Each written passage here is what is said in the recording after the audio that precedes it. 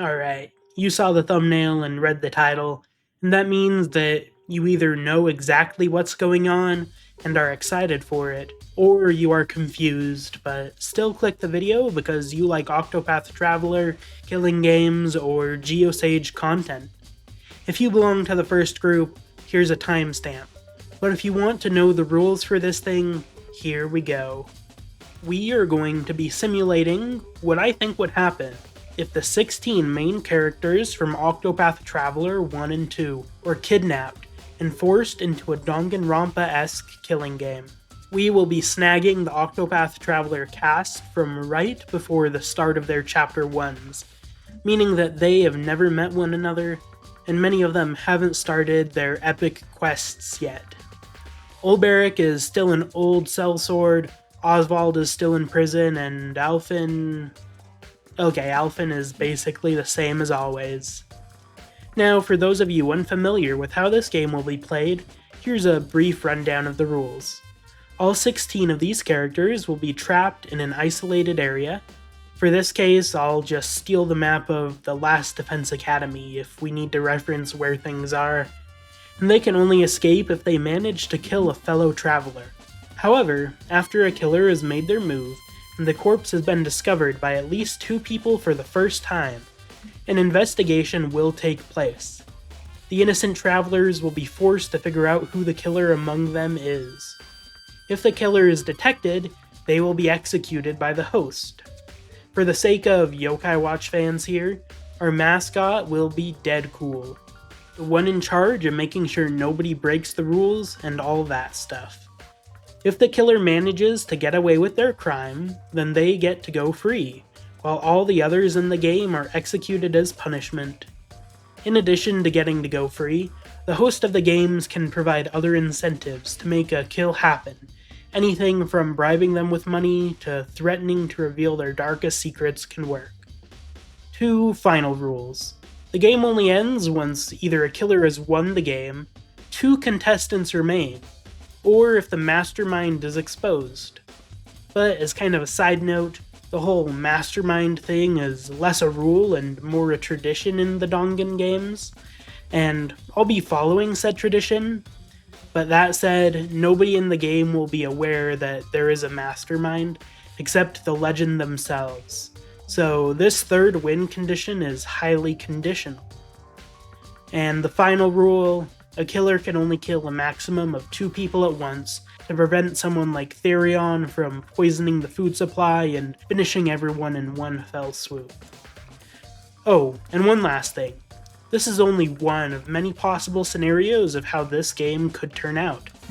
In fact, I already have multiple different ideas on how the games could go, so if anyone from Square Enix or Spike Chunsoft is watching this, I'm open to take a job if you want to make this simulation into a real game. Unrealistic dreams aside, let's jump into day 1.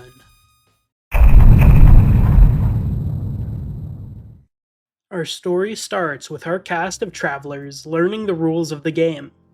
Some, like Ophelia and Parditio, despise the idea of being forced to kill strangers, while others, such as Primrose and Throne, quickly accept it as a necessary evil. Oswald asks the host what will happen if he wins the game, and Deadcool clarifies that whoever wins will be completely free, not just returned to where they were before.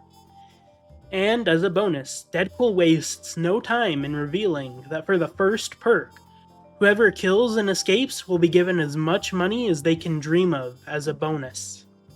The team is immediately given free reign of the school, though several of the rooms are locked. Ochette immediately sniffs out the food in the cafeteria and notices for the first time that her animal companion is missing.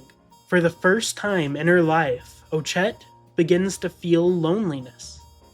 A quick cut to the majority of the group, where Alphen suggests that they all get to know one another. He tries to convince everyone that they don't need to turn on one another and that they should try to work together to find a way to escape. Despite not really having any leadership qualities, Alphen becomes the default leader of this team, though notably, a few travelers decide not to join. Therion and Oswald both go off on their own, exploring their new prison by themselves. But notably, both Throne and Primrose stay with the group, with Primrose trying to hide her skill with a blade, and Hikari and Particio step up to help with organizing the team as well, and before long a search party is set up. As they search the prison, Cyrus remarks that it seems to be some sort of school. The others, who all lack much experience and formal education, trust his lead, calling their new prison the Academy. Most of the team starts making small talk, getting to know one another, though Casti is notably silent, as she tries and fails to remember anything that has happened to her before coming to the school. That's right, Casti has amnesia. A very lucky coincidence for us, since each Danganronpa game tends to have a character with at least some degree of amnesia. Everyone gathers together that night, with the sole exception of Oswald, who spends his night enjoying the warmth of a mug of coffee in his own room with a book for the first time in years. But all the others, including Therion, have gathered together to share information. Therion decided to join the rest of the group for one simple reason. He doesn't really want to stand out from the crowd. Unfortunately, their investigation didn't give much useful information. The kitchen is well stocked, and there's a machine that does all the cooking automatically for them. There is a gym, a pool, and a strange room filled with electronic boxes.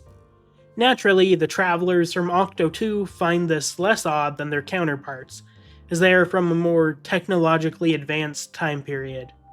But there is no way to escape the Academy. They can leave the direct grounds, but a force field lines the campus of the school, preventing anyone from leaving. With the situation addressed and darkness covering the land, everyone returns to their own individual rooms for the night. Day 2 begins with the group eating breakfast together, then has Alphen leading a get-to-know-you game for most of the team. Ochette scampers off to do her own thing, and Oswald refuses to join them, but the others agree, and begin to form their own cliques. Temenos, Throne, and Casti end up getting along well, and though they don't spend too much time together, they do develop a slight trust of one another, if only because they know the importance of having someone to trust. Hikari, Agnia, and Cyrus similarly spend a lot of time together, with Cyrus's natural curiosity leading him to ask the Samurai Prince lots of questions. Agnia and Hikari also begin to feel some romantic sparks flying, as Hikari dreams of helping the inexperienced dancer reach her dreams. Others, like Alphen, Ophelia, and Particio, try to befriend everyone. Ophelia and Primrose start to connect, Alphen and Therion begin to form a bond, and encouraged by Particio, Ulberic and Honnet start to bond over their fighting skills. Tressa stays more isolated from the rest of the party, trying to figure out how she can make money off of the other travelers. This all ends with her being acquainted with everyone, but close with nobody. Of course, they don't spend all their time with their cliques. The more extroverted travelers reach out to others, while the more aloof spend some time on their own. The day ends with everyone feeling a bit more comfortable with one another, a true sense of trust rising. Day 3 starts like any other. Ochette is the first to find the body, her sensitive nose picking up on the scent of the corpse. She immediately alerts everyone, and the 15 remaining travelers crowd into the school's gym, where they find Alphen has been killed. Some, like Ophelia, begin the stages of grief immediately, denying the reality staring her in the face. Others, like Oswald and Temenos, begin searching the body immediately, looking for clues to find the culprit. Deadcool cheerfully reminds everyone that if they can't determine who killed Alphen, everyone except the killer will be executed. Alphen's wounds reveal that his throat was sliced and he was left to bleed out. A napkin was used to gag him, and there is little sign of a struggle. Cyrus immediately alerts everyone that Alphen was likely ambushed in the gym, gagged and murdered by someone he didn't see. From there, the 3 detectives begin their work in earnest. Cyrus tries to tackle why Alphen was in the gym in the first place, deducing from the dried blood on the gym floor that Alphen had visited the gym late into the night, then been left there for hours. Cyrus is joined by Ophelia and Primrose, while Hikari tries to comfort Agnia. Agnia, being the most innocent of the gang by a landslide, is fighting the urge to puke at the sight of the murder. Temenos, trailed by Throne and Casti, begin interrogating everyone, looking for alibis and the like. Of course, with the murder having happened in the dead of night, none of them were together. The last person to see Alphen was Tressa, who ran into him around 10 p.m. while grabbing some late-night tea. Temenos also does a more thorough examination of the body, but he doesn't come up with much. Alphen was killed by a loss of blood, and he thrashed around after being cut, but didn't get any help. The only person who admitted to being awake during the murder was Casti, who explained that she didn't hear any screaming, as she stayed in her room all night, trying and failing to remember her past instead of sleeping. The final trio consists of Oswald, Ochette, and Therion. Oswald begins searching for the murder weapon, presumably a missing knife. He has Ochette join him, hoping that she may be able to pick up the scent of Alphen's blood on the knife blade, assuming her superior beast senses may be able to help. Therion, who sees Oswald as the most competent of the three detectives, decides to follow the rugged scholar, seeming disturbed by Alphen's death. They try searching for the bloodied weapon with little luck. However, Ochette does find a few small drops of blood that seeped into the carpet, proving that the weapon was taken through the first hallway. The blood trail doesn't leave the first floor, and Oswald investigates the kitchen, finding that one of the many cooking blades has been completely cleaned off, where the others have a bit more dust on them. Oswald snags the knife and returns to the scene of the crime, finding that the blade matches the wounds inflicted on Alphen in size and shape, and deduces that the killer took the kitchen knife, used it for the murder, then washed the blade off before returning it. However, the clean blade bears no fingerprints that could trace back to someone directly. Back to Cyrus, Ophelia, and Primrose, they begin searching Alphen's room, breaking down his locked door. At first, they don't find much of note, while Cyrus begins rooting through the trash, putting out any scraps of paper he can find. Primrose notices a completely intact letter, which reads, "Alf, I think I found a way to escape.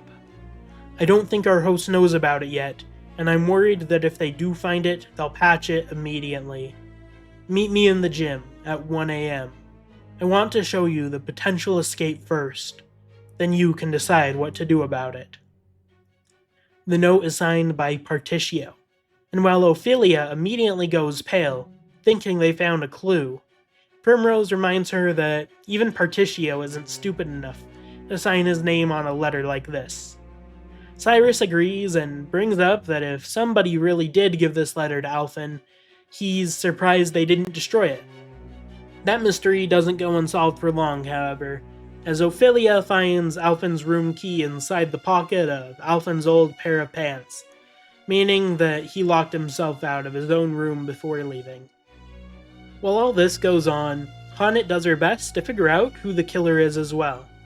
But rather than using logic, she focuses on body language, trusting her senses to judge if anyone is lying. Primrose, Therion, Throne, and Oswald all stand out to her as odd, as none of them had a strong reaction to finding Alphen's corpse. Therion especially seems suspicious, seeing as how Alphen was the closest that the thief had to a friend. The bell chimes and Deadcool summons everyone to gather together. It's time to discuss who the killer amongst them is. After a quick reminder of the stakes of the game, Deadcool starts off the trial to find Alphen's murder. Falling into the role naturally, Cyrus begins to lead the discussion, his experience as a teacher making it easy for him to take charge of the large group.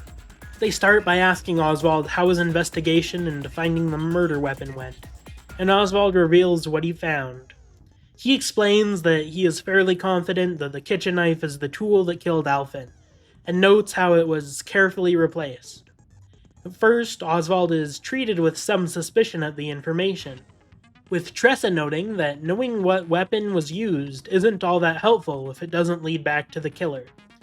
However, Oswald shakes his head, saying that this proves that Alphen's murder wasn't done by an amateur. Somebody had the foresight to steal a knife and gag from the kitchen, where anyone could easily get them, and thought to return the blade to its former hiding place, showing that they understood the importance of at least trying to hide the weapon. The others still don't fully trust Oswald's story, but Ochette and Therion reluctantly back him up, saying that it truly doesn't seem like Oswald knew where the weapon would be hiding, otherwise he wouldn't have bothered with getting Ochette's help. It isn't fully convincing, especially because of Oswald being the only one of the group who stayed far away from the main team.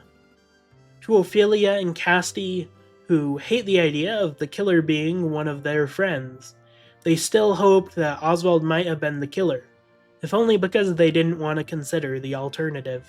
Next up, Temenos reveals all he learned during his investigation. He confirms that the knife is the most likely murder weapon, and that the killer managed to take Alphen without any resistance, meaning that either Alphen was expecting to see that particular person at night, or that he was ambushed before having a chance to fight back. He also mentions that every testimony he gathered claims that nobody has an alibi for the night's events, though he notes that he wasn't able to interview the 6 people who went investigating. Instantly, Hikari questions Oswald on his night's events.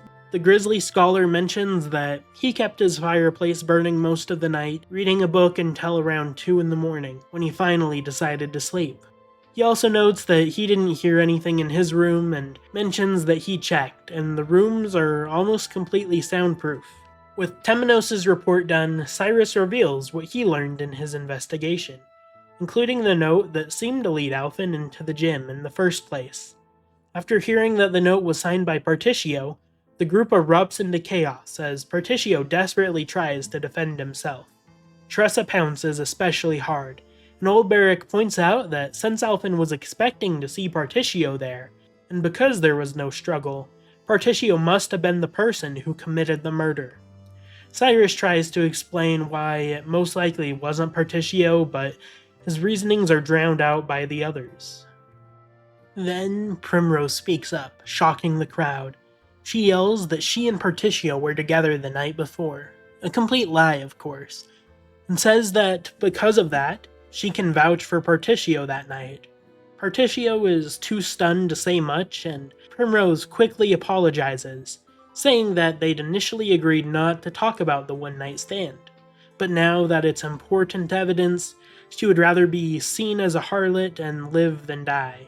The others question her further, but she reminds them that she has no reason to lie for Partitio's sake, noting that if they fail to find the true killer, they're all dead anyway. Partitio, who has slowly recovered from his shock, ends up agreeing, apologizing for hiding the fact that he had an alibi, noting that he didn't want anyone disrespecting Primrose because of their fling. While still confused on why Primrose would lie for his benefit, Partitio does go along with it. As the conversation continues, Ophelia leans into Primrose, asking why she lied about Partitio and her spending the night together. Primrose, slightly impressed that Ophelia instantly saw through the lie, admits that she knows Partitio didn't do it based on their previous reasonings, and figured that the best way to convince everyone else of his innocence is to prove a false alibi. Ophelia is slightly taken aback by this tactic, but realizes that if Primrose really was the killer, then she wouldn't have much reason for bailing Partitio out of being convicted. Still, Ophelia feels slightly off-put by Primrose's willingness to lie so readily. With Partitio and Primrose seen as proven innocent, the rest of the group begins to desperately think of who else could have done the murder. Oswald slowly begins to eliminate people from his suspicions. If Alphen wasn't expecting someone other than Partitio, then it would mean he was ambushed and killed.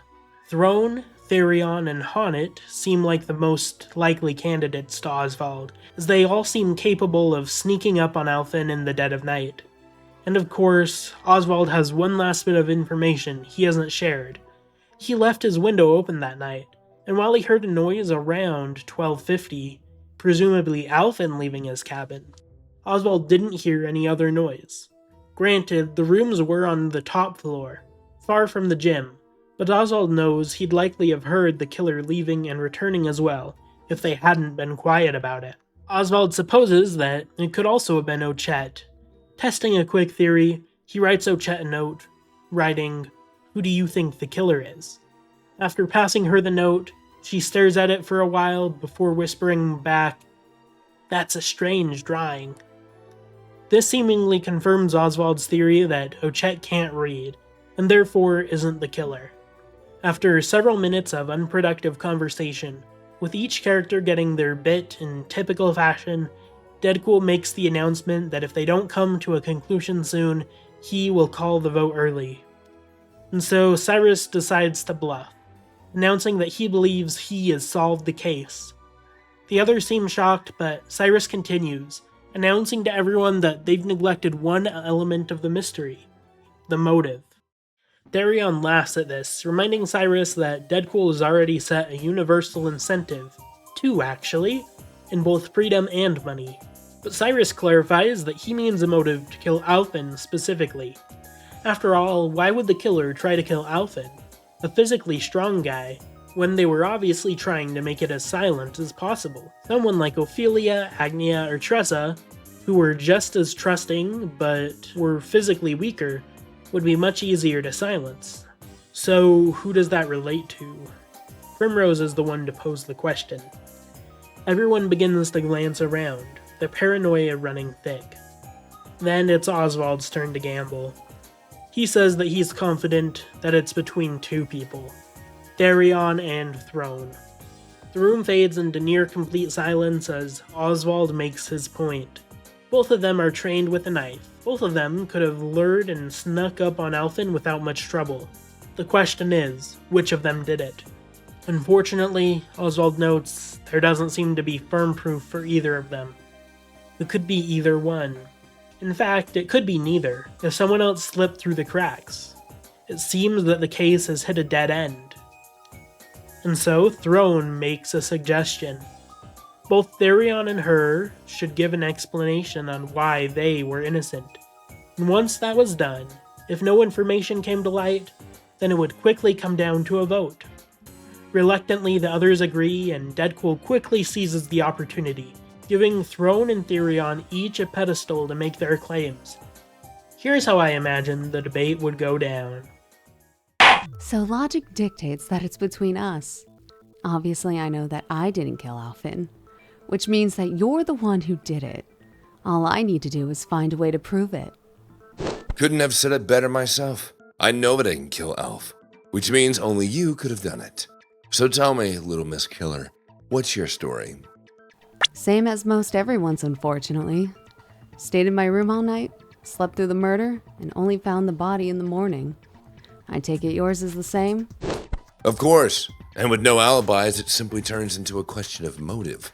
And if I were going to kill anyone, why would I choose Alphen, the only person who was starting to seem like a friend? Well, let me ask, if you had to kill someone here, who would it be? Ha! Please. Whoever I name would just resent me, then vote for my execution. Besides, I don't plan on killing anyone. Why would I be thinking about it? Simply put, it's because you're like me, and I know who'd I'd kill if I decided to. Oh? And who's that? I'd kill Ophelia. I'd begin by inviting her to tea on a regular basis, feigning interest in her religion. Talk about how I want to overcome my past mistakes. Being who she is, I'm sure she'd happily join me. Once I gain her confidence, I'd poison her tea, preferably with something that wouldn't kick in until the wicked hours of the night. She'd die in her room, no sign of a struggle. I guess Ophelia is innocent enough to fall for that. So, we're supposed to believe you after you admit how much thought you put into this? What if I needed to escape here quickly? Then I'd think up a different plan. I'm fully aware that sharing this with everyone would make them distrust me. However, I hope it will also help them realize that I'm not lying, unlike a certain someone who refuses to directly answer my question. I see your angle. Well, truth be told, I don't blame you for coming up with these plans. However, there's one key difference between the two of us. Oh, and what would that be? You want to escape this game, hence you think of those scenarios. Me? I don't mind being here. Plenty of food, no responsibility. Sign me up for the long term. And the risk of being murdered doesn't bother you at all? Not particularly, no. Why? Are you scared? Is Little Miss Murderer having nightmares about being killed in her sleep? No, I'm simply wondering if Alphen ever worried about being killed. Alf was a fool for leaving his room at night. He put too much trust in everyone, forgetting that anyone will betray you for the right price. And apparently for a woman such as yourself, that price has been met. You don't strike me as the sort of person to leave your fate in another's hands. Of course not. All this debate and let the votes fall jumbo makes my skin crawl. And anyone in my place with half a brain would feel the same, don't you think? Oh, I agree. I simply think that a person like yourself, a man who calls trust foolishness, would never be comfortable in a place like this. He could never rest, knowing a trial like this awaited. What are you talking about? I'm simply saying that, for not wanting to stand passively by, you didn't do much investigating yourself. You just followed Oswald around. Does it bug you knowing that if we mess this up, your life is forfeit? Why would I care if a bunch of idiots who can't see the truth throw my life away? Of course it bugs me! In that case, I think it's clear what a man like you would do. What's clear about it? Someone like that would most certainly take matters into their own hands, right? Someone like yourself would rather strike first. And you expect us to believe you're not the same? Of course not. If I were going to strike, I'd at least wait for one trial to go through. Otherwise, how would I know who the threats are? Who I need to mislead? No, I'm not as foolhardy as you. Why, you little... You can talk all you want, but that doesn't change the fact that you have no evidence against me. And yet, everyone must make their choice. They don't know that you killed Alphen, not for sure. But they'll have to make a gamble on one of us.